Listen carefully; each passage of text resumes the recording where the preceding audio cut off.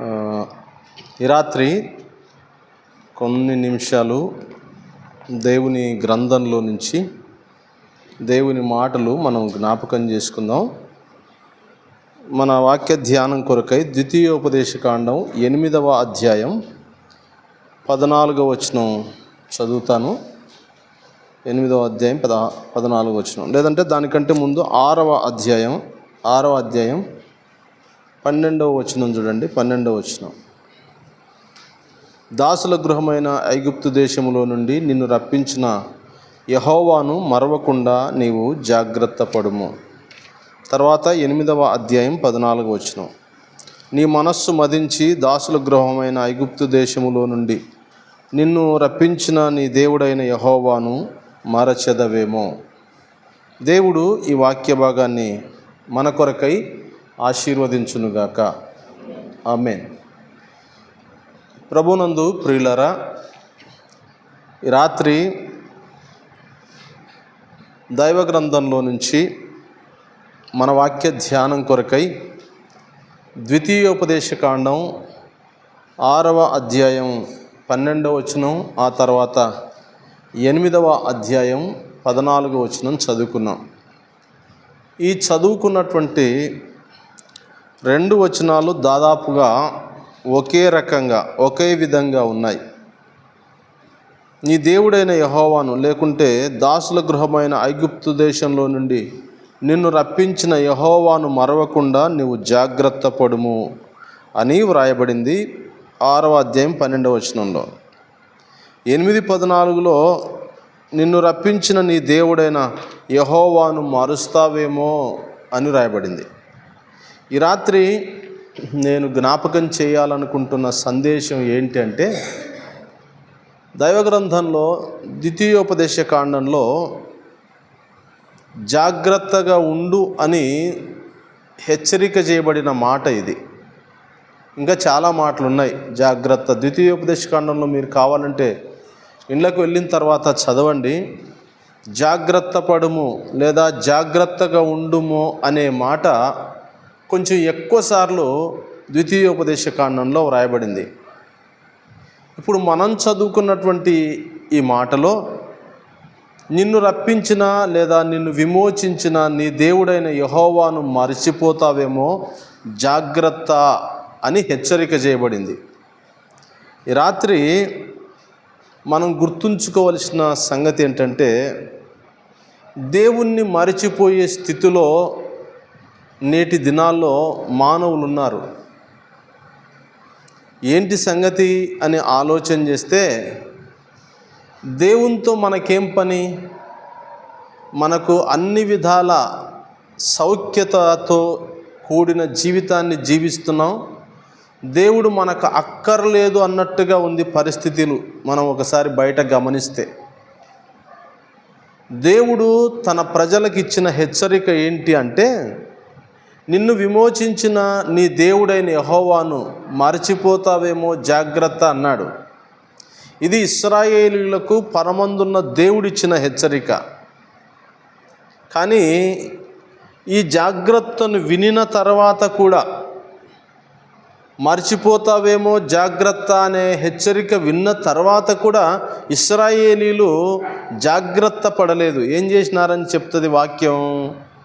మరచిపోయినారు అని కనబడుతుంది. నేను కావాలంటే రెఫరెన్సులు జ్ఞాపకం చేస్తాను చూడండి. దైవవాక్యంలో నుంచి కీర్తనల గ్రంథం 106వ కీర్తన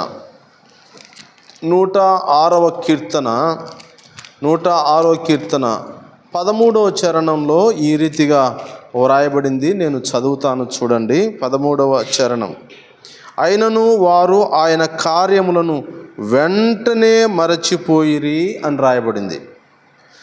అదే 106వ కీర్తన 22వ చరణంలో రాయబడింది, ఎర్ర సముద్రమునొద్ద భయము పుట్టించు క్రియలను చేసిన తమ రక్షకుడైన దేవుణ్ణి ఏం చేసినారంట? వాళ్ళు దేవుణ్ణి మరచిపోయిరి అని రాయబడింది. ఇది ఇశ్రాయేలీల విషయంలో వ్రాయబడిన మాట. మరచిపోకుండా మీరు జాగ్రత్త పడండి అని దేవుడు హెచ్చరిక చేసినప్పటికీ వారు తమ జీవితంలో ఆయనను వెంటనే మరచిపోయినారు. తమ రక్షకుడైన దేవుణ్ణి మరచిపోయినారు అని చెప్తుంది వాక్యం. మాత్రమే కాకుండా గ్రంథంలో మనం చదివినట్లయితే యెషయా గ్రంథం 17వ అధ్యాయం 10వ వచనం చూడండి ఏమనుందో.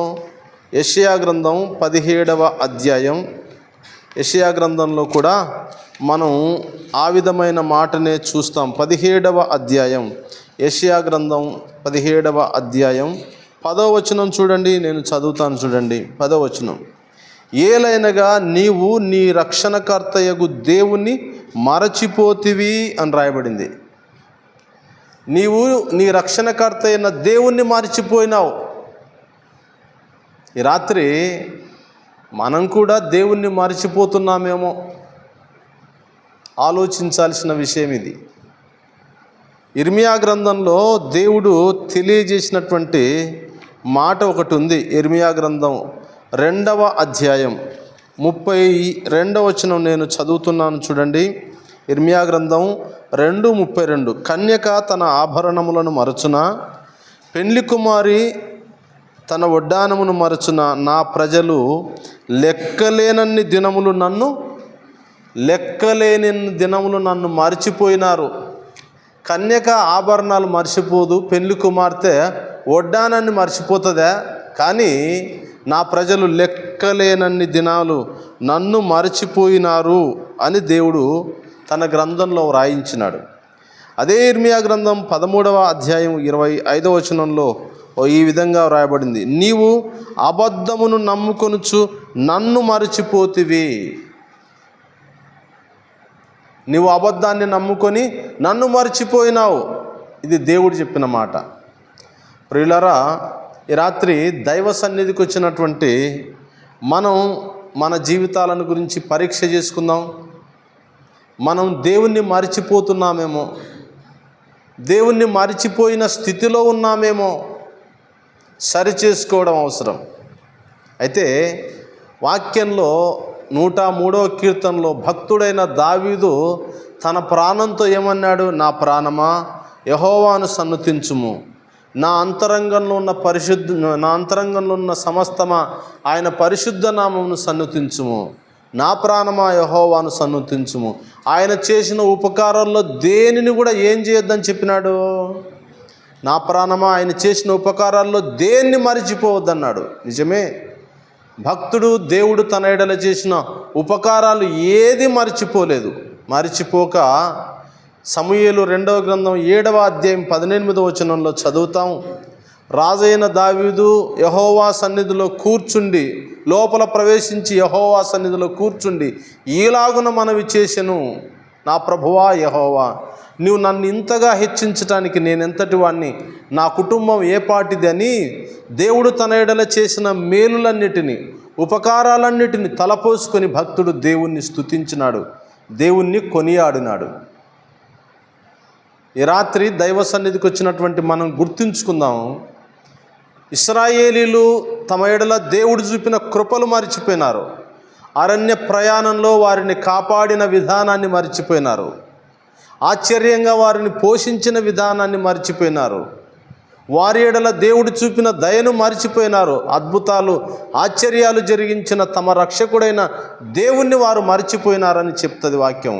అందులో దావీదు అలాంటి వాడు కాదు. దావీదు దేవుణ్ణి మరిచిపోకుండా దేవుణ్ణి స్తుతించినటువంటి వాడు. తన ఎడల దేవుడు చేసిన ఉపకారాలన్నిటిని బట్టి దేవునికి కృతజ్ఞతలు చెల్లించినటువంటి వాడు దావీదు. ఈ రాత్రి మనం దావీదు వలె ఉండాలి. మన ఎడల దేవుడు చూపిన ఉపకారాలను, దేవుడు మన ఎడల చేసిన ప్రతి విధమైన మేలును బట్టి దేవునికి కృతజ్ఞత చెల్లించే వారంగా ఉండాలి. దేవుణ్ణి మరిచిపోకూడదు. మరిచిపోనిక కొన్ని కారణాలు ఉన్నాయి. వాటిని జ్ఞాపకం చేస్తాను చూడండి. గ్రంథంలో వ్రాయబడినటువంటి మాట, మరిచిపోనిక కారణాలు ఏమిటి, దేవుణ్ణి మరిచిపోనిక కారణమే ఏమిటి అనంటే వాక్యంలో ఈ రీతిగా వ్రాయబడింది. హోషేయ గ్రంథం 13వ అధ్యాయం 6వ వచనం చదువుతున్నాను చూడండి. తరువాత వారికి మేత దొరకగా వారు తిని తృప్తి పొందిరి, తృప్తి పొంది గర్వించి ఏమనుంది, గర్వించి నన్ను మరచిపోయిరి. వారికి మేత దొరకగా వారు తిని తృప్తి పొందిరి, తృప్తి పొంది గర్వించి నన్ను మరచిపోయిరి అని రాయబడింది. అంటే దేవుణ్ణి మరచిపోవడానికి ఇక్కడున్న వచనం ప్రకారం 2 కారణాలు. సమృద్ధి దేవుణ్ణి మనం మర్చిపోయేటట్టు చేస్తుంది. తినడానికి ఏం తక్కువ లేదు, కట్టుకోవడానికి ఏం తక్కువ లేదు, అన్ని విధాల మనం సమృద్ధి కలిగి ఉన్నాము, తృప్తిగా ఉన్నామంటే దేవుణ్ణి మర్చిపోవడానికి అవకాశం ఉంది. అందుకొరకే సామెతల గ్రంథంలో ఆగూరు మనకు 30వ అధ్యాయంలో పరమందున్న దేవునికి ఒక ప్రార్థన చేసినాడు. ఏమని ప్రార్థన చేసినాడు? ఓ దేవా, నేను చనిపోకముందు 2 మనవులు అడుగుతున్నా, చనిపోకముందు ఏం చేయమన్నాడు? 7వ వచనం, దేవా, నేను నీతో 2 మనవులు చేసుకొనుచున్నాను, నేను చనిపోకముందు వాటిని నాకు అనుగ్రహింపుము. వ్యర్థమైన వాటిని, అబద్ధములను నాకు దూరముగా నుంచుము. పేదరికమునైనను ఐశ్వర్యమునైనను నాకు దయచేయకుము. తగినంత ఆహారము నాకు అనుగ్రహింపుము. ఎక్కువైన ఎడల, 9వ వచనం, ఎక్కువైన ఎడల నేను కడుపు నిండిన వాడై నిన్ను విసర్జించి యెహోవా ఎవడని అందునేమో. ఎక్కువైతే ఏం ప్రమాదం ఉంది? తిని తృప్తిగా ఉంటే దేవుడెవడు అని అంటానేమో. ఎక్కువైన ఎడల నేను కడుపు నిండిన వాడనై నిన్ను విసర్జించి యెహోవా ఎవడని అందునేమో. అది భక్తునికున్న భయం. దేవా, నువ్వు నన్ను సమృద్ధిగా దీవిస్తే నేను తిని తృప్తి పొంది ఎక్కువైతే యెహోవా ఎవడని అంటానేమో. కాబట్టి నాకు ఎక్కువద్దు, అట్లని తక్కువద్దు, తగినంత ఆహారం నాకు దయచేయి దేవా అని ప్రార్థన చేసినాడు. ప్రియులారా, దేవుణ్ణి మరిచిపోవడానికి సమృద్ధి ఒక కారణం. ఏ కొరత లేదు, ఏ లోటు లేదనుకో, దేవునితో ఏం అవసరం అబ్బా? ఏదో మనకు ఏదన్నా తక్కువ ఉంటే, ఏదన్నా కొరత ఉంటే, అవసరత ఉంటే దేవునితో పని. మనకు తిననీకుంది, ఉండనీకుంది, కట్టుకోనీకుంది, అన్ని రకాల సౌఖ్యం ఉంది, ఇంకా దేవునితో మనకేం అవసరం అని అనుకోవడానికి ప్రమాదం ఉంది. కనుక దేవుణ్ణి మరిచిపోయే విషయంలో ఇది ఒక కారణం. ఈ రాత్రి చేరువచ్చినటువంటి దేవుని పిల్లలారా, మనం సమృద్ధిగా కలిగి ఉంటే దేవుణ్ణి మరిచిపోవడానికి కారణం, అదొక కారణం, అవకాశం ఉంది. అందుకొరకే జాగ్రత్త పడడం అవసరం. ఎంతోమంది దేవుడు తమను సమృద్ధిగా ఆశీర్వదించిన తర్వాత దేవుని సన్నిధిని విడిచిపెట్టి లోకంలోనికి వెళ్ళినటువంటి వారు లేకపోలేదు. ఈ రాత్రి మనం పరీక్ష చేసుకుందాం. ఇక 2వ మాట అదే హోషేయ గ్రంథం 13వ అధ్యాయం 6వ వచనంలో వ్రాయబడింది. ఏమంట? తృప్తి పొందిన తర్వాత గర్వించి ఏం చేయనీక అవసరం ఉందంట? గర్వించి నన్ను మరచిరి అనుంది. దేవుణ్ణి మర్చిపోవడానికి 2వ కారణం ఏమిటంటే గర్వం కూడా దేవుణ్ణి మర్చిపోయేటట్లు చేస్తుంది. గర్వాన్ని గురించి వాక్యంలో మనం చదువుతాము. నాశనానికి ముందు ఏం నడుస్తుందంట? నాశనమునకు ముందు గర్వము నడుచును, పడిపోవుటకు ముందు అహంకారమైన మనస్సు నడుచును అనింది సామెతల గ్రంథంలో. గర్వం కూడా మనం దేవుణ్ణి మరిచిపోవడానికి కారణమవుతుంది. దైవ గ్రంథాన్ని మనం చదివినట్లయితే యూదా రాజులలో ఒక రాజైన ఉజ్జియాను గురించి వాక్యం ఏం చెప్తుంది? ఉజ్జియాను గురించి ఆరంభంలో మంచి భక్తి కలిగిన జీవితాన్ని ప్రారంభించినాడు. ఉజ్జియా తెలివి కలిగిన జకర్యా దినాల్లో దేవుణ్ణి ఆశ్రయించినాడు. అతడు యెహోవాను ఆశ్రయించినంతకాలం దేవుడు అతన్ని వర్ధిల్లజేసినని చదువుతాం మనం గ్రంథంలో, దినవృత్తాంతాల గ్రంథంలో, 2వ గ్రంథంలో. దేవుణ్ణి ఆశ్రయించినటువంటి ఆ మంచి రాజు ఏమైపోయినాడు? అదే దినవృత్తాంతాల గ్రంథం 2వ గ్రంథంలో రాయబడింది. ఆయన ఉజ్జియా మనస్సున గర్వించి చెడిపోయాను అని ఉంటుంది. గర్వం మనల్ని చెడగొడుతుంది. గర్వం మనల్ని దేవుణ్ణి మరిచిపోయేటట్లు చేస్తుంది. గర్విష్ఠులం కాక విధేయులమై ఉండాలి. గర్విష్ఠులం కాక గర్వం, ఒక మాట చెప్తాను, గర్వం ఏమాత్రం ఉన్నా అది సాతాను లక్షణం. గర్వం సాతాను లక్షణం. వినయము, విధేయత, తగ్గింపు దైవ లక్షణం. అసలు మనం గర్వించడానికి మనలో ఏ మంచి ఉంది చెప్పండి? మనమేం యోగ్యులమా? మనలో ఏ మంచి ఉంది మనం గర్వించడానికి? దేవుడు తన మహాకృప చేత, ప్రేమ చేత మనల్ని రక్షించినాడు. మనలో ఏ యోగ్యత లేదు, ఏ ప్రత్యేకమైన అర్హత కూడా లేదు. కనుక దైవ సన్నిధికి వచ్చినటువంటి మనం గర్విష్ఠులం కాకుండా జాగ్రత్త పడదాం. మనం ఏ దానిని బట్టి కూడా గర్వపడకూడదు. దేవుణ్ణి మరిచిపోయేదానికి అది ఒక కారణం అని వాక్యం చెప్తుంది. ద్వితీయోపదేశ కాండంలోనే నీ మనస్సును మదించి అనుంది. మదించడం అంటే కూడా గర్వించడం అని. మదించి నీ దేవుడైన యెహోవాను మర్చిపోతావేమో, జాగ్రత్త అన్నాడు. ఈ రాత్రి దైవ సన్నిధికి వచ్చినటువంటి మనం మన జీవితాలను గురించి ఆలోచన చేద్దాం. మన స్థితి ఎట్లుంది? దేవుణ్ణి జ్ఞాపకం చేసుకుంటున్నామా? లేదా దైవవాక్యంలో రాయబడింది కదా, ఒక ఆయనకు పంట సమృద్ధిగా వండింది. లూకాసు వార్త 12వ అధ్యాయంలో దేవుడు సమృద్ధిగా ఆశీర్వదించినాడు. అంతకుముందు తాను కలిగి ఉన్న కొట్లు పట్టనంత విస్తారమైన పంటను దేవుడు తనకిచ్చినాడు. అంత విస్తారమైన పంటను పొందిన తర్వాత ఆయన ఏమంటున్నాడు? సకాలానికి వర్షాన్ని ఇచ్చిన దేవుని గుర్తు చేసుకోలేదు. అనుకూలమైన వాతావరణాన్ని అనుగ్రహించిన దేవుని కృపను ఏం గుర్తు చేసుకోకపోగా ఏమంటున్నాడు? నా ప్రాణమా సుఖించు, తిను, త్రాగు, అనేక సంవత్సరాలకు కావాల్సినంత విస్తారమైన ఆస్తి నీ కొరకు సమకూర్చబడింది. అదే అంటారు, దయ చూపిన దేవుణ్ణి ఏం గుర్తు చేసుకోలే. ఇత్తనం వేసింది మొదలుకొని పంట చేతికొచ్చేంత వరకు ఆ పంట విషయంలో తగిన వాతావరణాన్ని చూపిన పరమందున్న దేవుణ్ణి ఏమాత్రం గుర్తు చేసుకోలేదు ఆ మనిషి. ఈ రాత్రి వాక్యం చెప్తుంది, ద్వితీయోపదేశ కాండంలో జాగ్రత్త అనే పదాలు ఆయా సందర్భాల్లో కనబడతాయి. అందులో ఇది ఒకటి. అది శ్రేష్టమైంది. దేవుణ్ణి మరిచిపోతావేమో, జాగ్రత్త. ఇశ్రాయేలీలకు ఆ హెచ్చరిక చేయబడినప్పటికీ వాళ్ళు ఏం చేసినారు? దేవుణ్ణి మర్చిపోయినారా? గుర్తుపెట్టుకున్నారా? మర్చిపోయినారు. ఈ హెచ్చరిక వింటున్నటువంటి మనం మర్చిపోకూడదు, జాగ్రత్త పడాలి. మర్చిపోతామేమో, అనుక్షణం దేవుణ్ణి మర్చిపోతానేమో, దేవుని సన్నిధికి దూరం అవుతానేమో అనే భయంతో మనం ఈ లోకంలో బతకాలి. మనం జాగ్రత్త కలిగి ఉండాల్సిన సంగతి ఇది. మామూలుగా టౌన్లలో ఇండ్ల దగ్గరికి పోతాం. ఇండ్ల దగ్గరికి పోతే బయట కొన్ని ఇండ్ల దగ్గర బోర్డులు వేలాడదీసి ఉంటారు. ఏమని ఉంటుంది బోర్డు?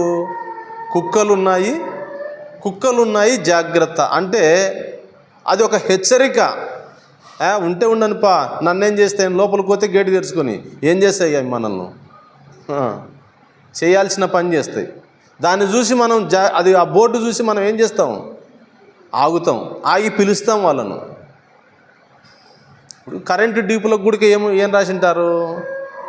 జాగ్రత్త అని రాసి అపాయం ముట్టుకుంటే ఏమవుతుంది? వాళ్ళు మసగ రాస్తారు జాగ్రత్త అని. ఏం అవసరం ఉందని మనం పోయి పట్టుకుంటే ఎట్టుంటుంది? ఇది కూడా కట్లే. దేవుడు జాగ్రత్త అని హెచ్చరిక చేసినాడంటే మనం మర్చిపోవడానికి ఆస్కారం ఉంది, అవకాశం ఉంది, ప్రమాదం ఉంది. కాబట్టి మనం ఎప్పుడు మన మదిలో ఉంచుకోవాలి ఈ విషయాన్ని. ప్రభు సన్నిధికి వచ్చాం, దేవుణ్ణి మర్చిపోతున్నామేమో పరీక్ష చేసుకుందాం. ఎన్నిసార్లు నిజంగా మనం దేవుణ్ణి మర్చిపోతున్నాం.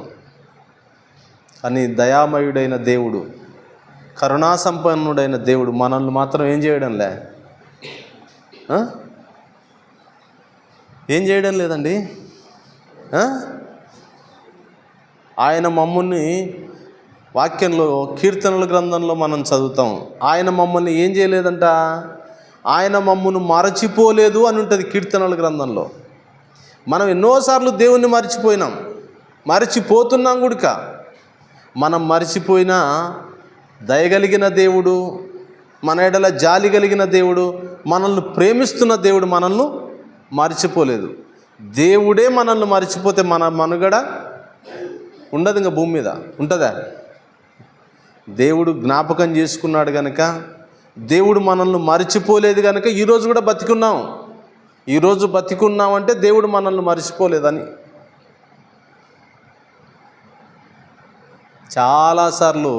చాలాసార్లు దేవుణ్ణి మరిచి మనం ప్రవర్తిస్తున్నాం,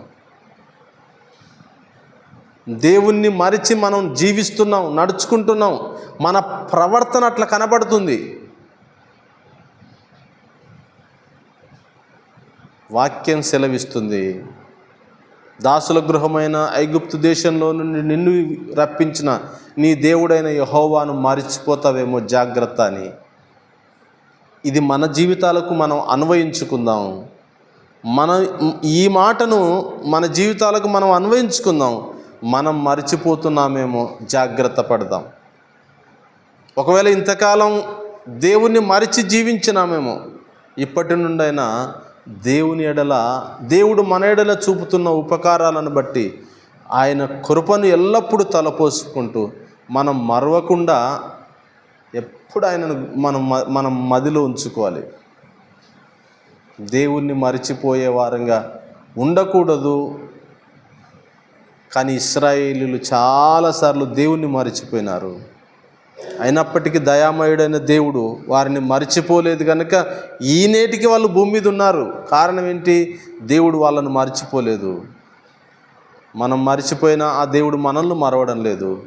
ఇక ముందు దినాల్లోనైనా దేవుని మరవకుండా జాగ్రత్త పడవలసిందిగా ప్రభు పేరట ప్రేమతో మీకు మనవి చేస్తున్నాను. దేవుడు తన మాటలు మన కొరకై ఆశీర్వదించునుగాక. తల వంచండి, ప్రార్థన చేసుకుందాం. ప్రేమ కలిగిన దేవా, దయగల తండ్రి, మీరిచ్చిన హెచ్చరికకై స్తోత్రం. ఈ మాటలు మా జీవితానికి అన్వయించుకొని సాగే కృపనిమ్మని, ఈ రాత్రి మాకు కావలసిన నెమ్మదినిచ్చి మహిమ పొందుమని, మా అందరి హృదయాల్లో ఈ వాక్యాన్ని ఫలింప చేయమని మా ప్రభువైన అయిన యేసుక్రీస్తు వారి ఉన్నతమైన నామమున ప్రార్థన చేసి వేడుకొనుచున్నాము తండ్రి. ఆమేన్. ప్రియులారా, అందరికీ వందనాలు.